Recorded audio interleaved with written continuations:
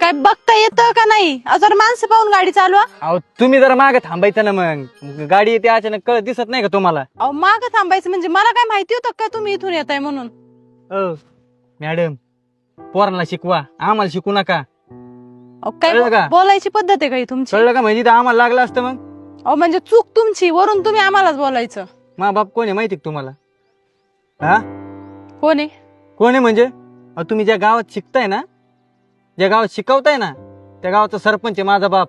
आणि बोलताना जरा व्यवस्थित बोला, समोर कोण आहे काय आहे. अहो चूक कुणाची? बोलतोय कोण कुणाला? पटतय का तुम्हाला तरी? तेच म्हणलं मागाशी, पोरांना शिकवा लहान लहान, आम्हाला नाही. नाही तर बदली होईन इथून. कळलं का? जरा व्यवस्थित राहा. काय चूक आमची नव्हती, गाडी घसरली ती.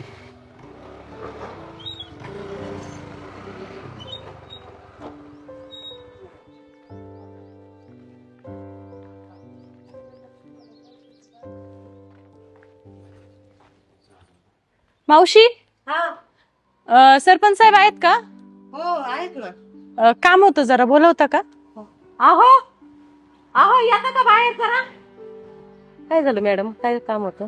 नाही काही नाही, मी आता शाळेतून येत होते. हा. तुमच्या मुलांनी मला गाडी आडवी मारली. मग माझ्या पायावर गाडी जाता जाता राहिली आणि मी बोलले तर उलट मलाच बोलला तो. अहो लहान आहे, जाऊन द्या. तुम्ही काय मनावर घेता एवढं? तुम्हाला लागलं नाही ना? अहो पण असं नसतं. काय झालं मॅडम? अहो काही नाही, मी आता शाळेतून येत होते आणि तुमच्या मुलांनी मला गाडी आडवी मारली आणि मी त्यांना त्यांची चूक सांगत होते, तर ते उद्धटपणे मलाच बोलले उलट. मग तेच म्हणलं तुमच्या कानावर घालावं. काय तुम्ही गावचे प्रथम नागरिक आहे, तुमचा मुलगाच जर गावात असं वागत असेल आणि तुमच्या नावाखाली दम सुद्धा दिलाय मला, मी जास्त बोलले तर माझी बदली करेल इथून म्हणून. असं बोलला तो? हो, अक्षय, तुम्हाला माहिती पाहिजे तुमच्या मागं असं बोलतात म्हणून आले मी. काय माहितीये का मॅडम, पहिली गोष्ट, शिक्षक असो नाही तर कोणी असो, महिलेशी माणसानी मान सन्मानानेच बोललं पाहिजे. का हो पप्पा? तू मॅडमला काय बोलला होता का? काय नाही, आपलं सहज अशी गाडी आडवी आली, जरा गडबडीत होतो, बोलला असेल एखादा शब्द. लाज नाही वाटत का तुला? हा, तू शांत राहा. माफी माग त्यांची आधी, माफी माग. मॅडम चुकलं माझं, मला माफ कर. बाप सरपंच जरी असला ना, तरी शिक्षक हा बापापेक्षा मोठा असतो मानाने. कारण की बाप फक्त 5 वर्ष गावात सरपंच असतो, शिक्षक हा 10, 12, 15 पिढ्या गावातल्या घडवत असतो. तेव्हा त्यांच्याशी मान सन्मानाने बोलायला शिक. आणि काय माहितीये का, सरपंच पद हे बापाला लोकांनी दिलेलं आहे. बापानी भीक मागून मतं गोळा केलेली आहेत. तेव्हा त्या लोकांचा मान ठेवायला शिका. हा, पळा. चला येते मी. मॅडम, मुलाचं काय चुकलं असेल तर माफी मागतो. त्याच्या वतीने आम्हाला माफ नाही करा. तुम्ही नका माफी मागू, फक्त नीट व्यवस्थित बोलायला शिकवा, बस झालं तेवढंच. चल. चला.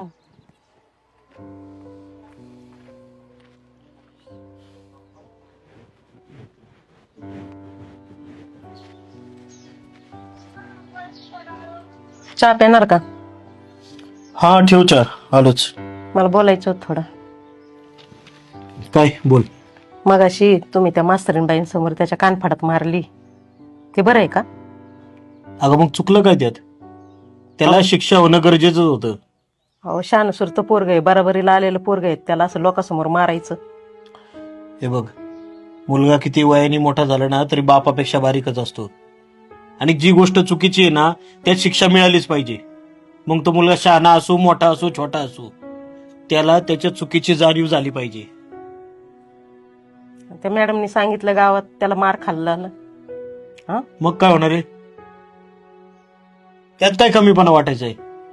अरे जर चूक केली ना आपण, तर त्याची शिक्षा भोगताना माणसाला लाज नाही वाटली पाहिजे. आणि गावात सांगितलं म्हणजे तू काय त्याची पाठराखण करते की काय? अगं चुकलाय तुझा मुलगा, जी गोष्ट चुकीची आहे ना त्याला चूक म्हणलंच पाहिजे.